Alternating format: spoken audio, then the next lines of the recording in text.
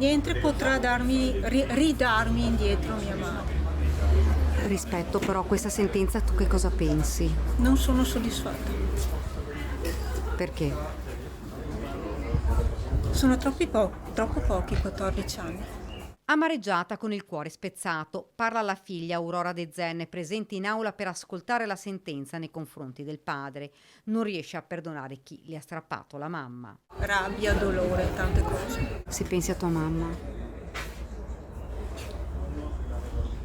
Le avevo giurato di darle giustizia, però non come, pensavo molti più anni, una pena un po' più severa. Aurora lascia il tribunale con il peso di un dolore che non l'abbandona. Il padre Sergio De Zè, 76 anni, è stato condannato a 14 anni di carcere grazie alle concessioni delle generiche prevalenti sulle aggravanti, 4 anni in meno rispetto a quanto richiesto dal pubblico ministero Gabriella Cama.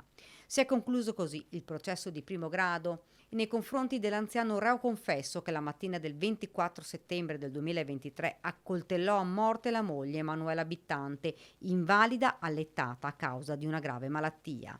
L'uomo, nei cui confronti è stata applicata una provvisionale di 100.000 euro, il risarcimento del danno avverrà in un distinto procedimento civile, è stato inoltre dichiarato interdetto in perpetuo dai pubblici uffici, interdetto legalmente per tutta la durata della pena ed è anche stato escluso dalla successione della vittima. Le motivazioni saranno pubblicate entro 90 giorni. Il difensore di De Zen, l'avvocato Sabrina De Rossi, si è riservata di leggere la sentenza prima di prendere ulteriori decisioni. Diciamo che tutto sommato non è andata male.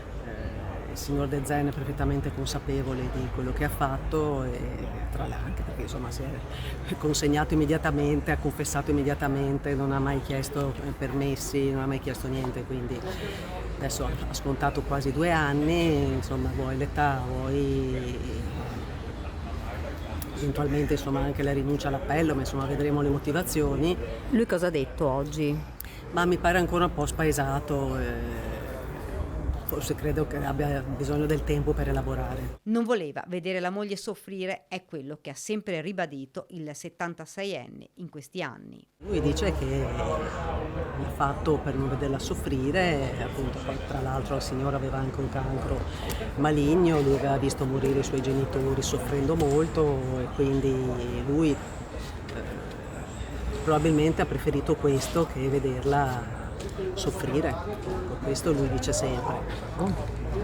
Poi si rende conto che non si fa, ecco, però